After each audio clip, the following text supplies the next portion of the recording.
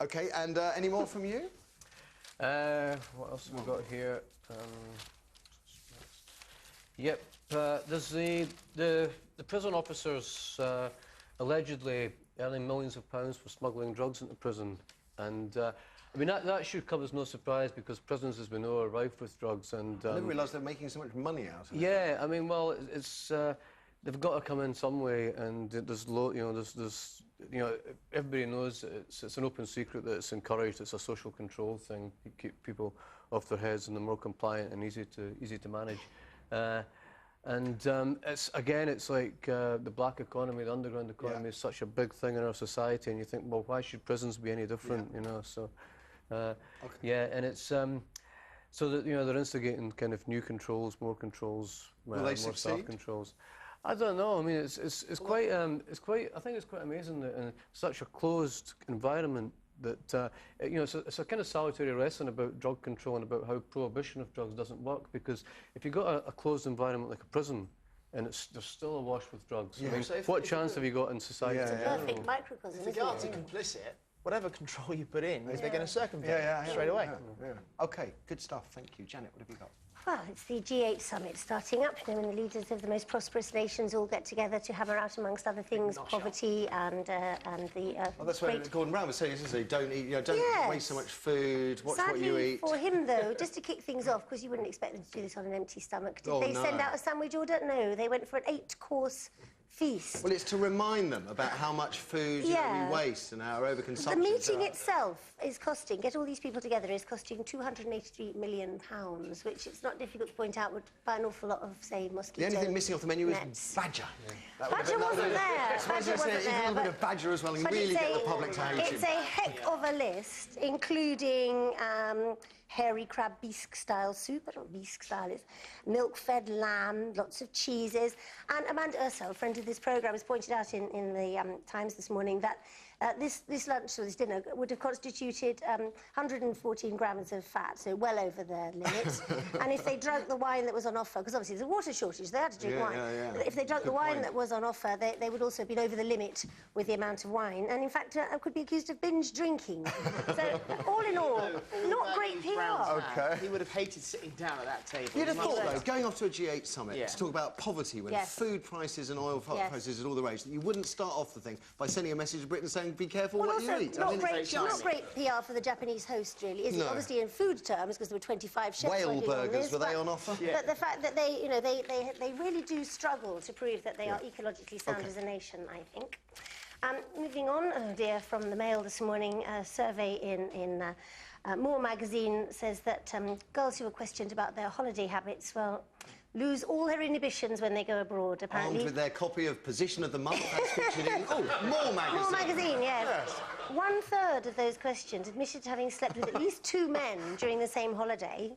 And apparently these are girls who are taking up to 3 holidays a year, so that's a lot of chaps. You hear what the blokes are saying in my ear, Janet. They're not saying this is terrible. in fact, they... Where are they going? What is it?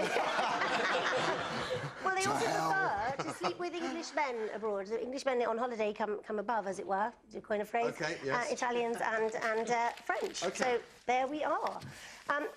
From the Mirror this morning, there's a story about... Sorry, I beg your pardon. The fact that there is obviously a huge concern about the number of women who are failing to get pregnant, and now allegedly 4 caffeine drinks a day can severely alter your chances. There's a Dutch report out that says, if you drink 4 caffeine-related drinks during the day, then you will not get pregnant, or you will actually increase your chance of miscarriage if you do.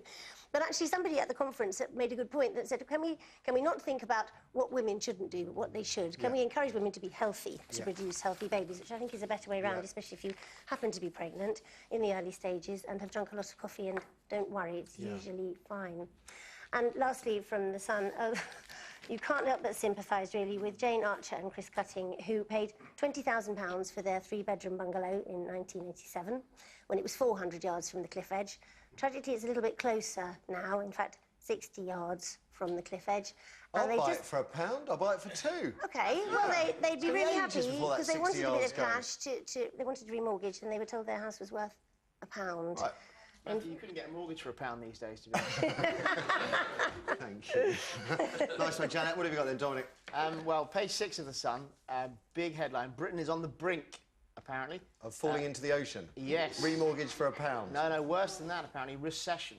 Oh. The actual technical definition of a recession is 2 quarters in a row of a shrinking economy, which I think it seems incredibly greedy that our economy has to grow at all costs, or it's a disaster. Capitalism, mate, isn't it? Has to.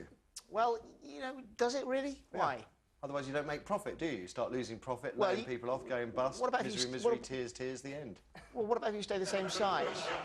What about if you stay the same size? I thought you were one of these capitalist pigs. Well, no. Yeah. Sorry, pigs, I'm a badger.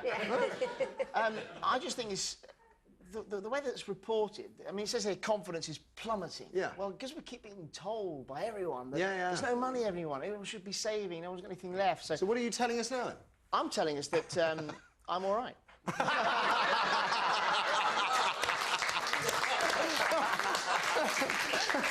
Actually, I lie. That house in... Okay.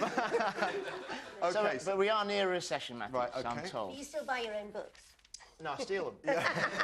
Anything else, Dominic? Anything else? Yes.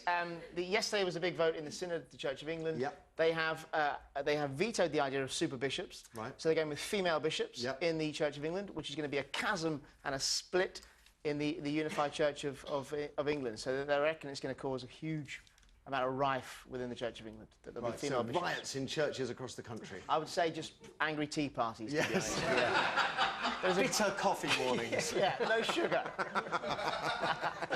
There's a great story in the Mail. It's extraordinary. This is apparently it's illegal to have intercourse in public. It's illegal. You can be arrested for lewd behaviour in public. So underneath the Clifton Suspension Bridge in Bristol is a great overgrown amount of stuff, and a lot of gay men are going there to, you know, get involved in what they do, you know. Looking at bushes. Yeah. Horticulture. Or not. Yeah. Personal horticultural discoveries. And so there's talk of clearing this land because, you know, it's just a bit of an eyesore.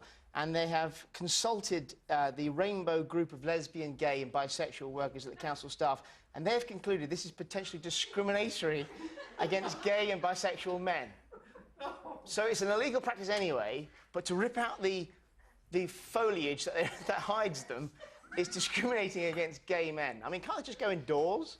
I know, it's very interesting because GMTV, they've just gone to Bristol to trendy it up, and they've actually used the footage of those bushes. And, and I was studying. Were they shaking? Well, that's what I was looking for. I couldn't tell.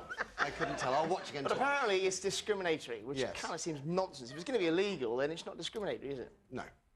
There we are. No, is it? I don't know. Because straight people do it in cars. I suppose so. I mean, it's not against. It's just about any adult involved in sexual activity outside is illegal. So. Okay. Yeah, there we are. Okay, thanks. It's the badgers I'm worried about. After the ads.